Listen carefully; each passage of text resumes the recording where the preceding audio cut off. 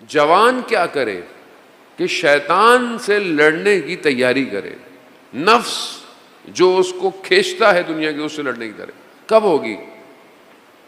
جیسے جنگ، امن میں جنگ کی تیاری ہوتی ہے، اسی طرح مسلح پہ جوان اپنے جہاد بن نفس کی تیاری کر سکتا ہے۔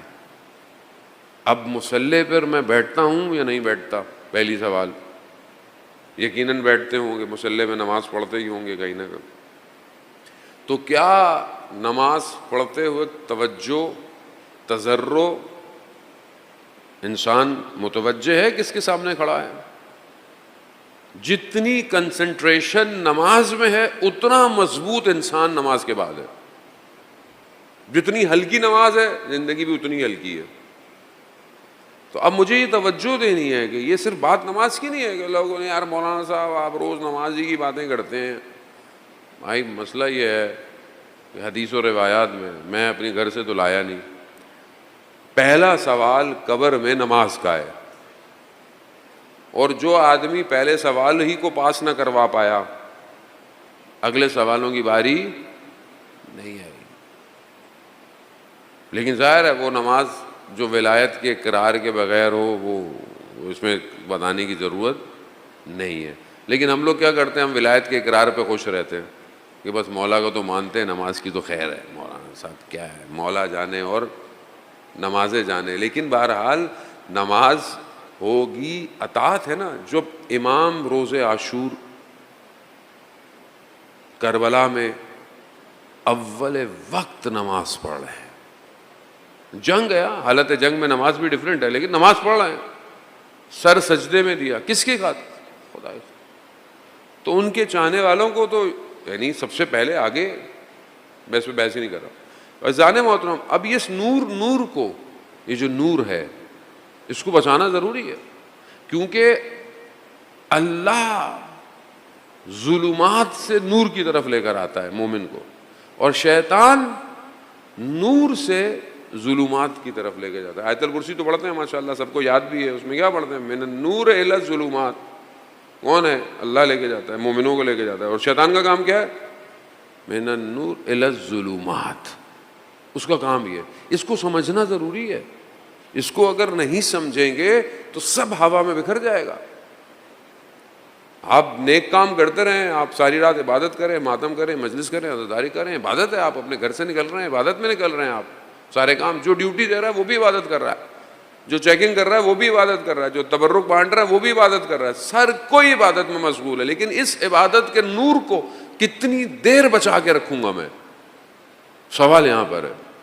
اور کتنی طاقتیں دنیا کی لگی ہوئی ہیں میرے اس نور کو کھینچنے کے لیے، کھینچنے کی۔ عشق، معرفت بہت ضروری ہے کہ یہ عمل کس کے لیے ہے۔ اسی لیے تفکر کے ساتھ عبادت، اس لیے کہتے ہیں نا 1 گھنٹے کا تفکر، فکر کرنا 70 سال کی عبادت بغیر تفکر اس کو برابر ہے، کمپیر ہی نہیں ہے۔ فکر، تفکر، بنی اسرائیل کا مشہور واقعہ آپ کی خدمت میں پہلے بھی شاید عرض کیا ہوگا یقیناً آپ سے، کہ ایک ملائکہ گزر رہے تھے، دیکھا کہ ایک شخص، بڑی ہریالی ہے، بہت اچھا مطلب پانی ہے، کھیت ہے، گرینری ہے، ایک وادی ہے، اور عبادت کر رہا ہے، عبادت پہ عبادت، عبادت پہ عبادت۔ ملائکہ تھا گزرے خدا کی بارگاہ میں، کہ معصوم نے روایت کو، حدیث کو بیان کیا، امام جعفر صادق علیہ الصلوۃ والسلام، اللہم صلی علی محمد۔ امام نے اس حدیث کو بیان کیا، فقط فرماتے ہیں کہ ملائکہ گزرا، اس نے دیکھا بہت عبادت کر رہا ہے، خدا کی بارگاہ میں گیا، خدا کی بارگاہ میں گیا، کہا پروردگار یہ تیرا بندہ اتنی تیری عبادت کر رہا ہے، اس کو اس کا اجر کیا ملے گا؟ خدا، عبادت کا تعلق معرفت سے، عقل سے، خرد سے۔ تو پروردگار یہ بندہ اتنی عبادت کر، ہاں جاؤ جا کے پوچھ لو، اس سے پوچھو اس کی آرزو کیا ہے۔ ملائکہ انسان کی صورت میں آیا، دیکھا کہ بہت اچھی جگہ ہے، آپ ماشاءاللہ کیا عبادت ہے آپ کی آرزو کیا ہے، آپ کی خواہش کیا ہے کہ خدا اس کے بدلے میں آپ کو کیا دے؟ اس نے کہا میری تو ویسے کوئی خواہش نہیں ہے، لیکن پھر بھی اگر خدا ایک گدھا بھیج دیتا تو یہ اتنی جو ہریالی ہے یہ کھا لیتا وہ۔ ملائکہ واپس چلا گیا، کہا پروردگار تو نے صحیح کہا، عبادت تفکر عقل کے ساتھ اس کا اجر ہے، اٹھک بیٹھک کا اجر۔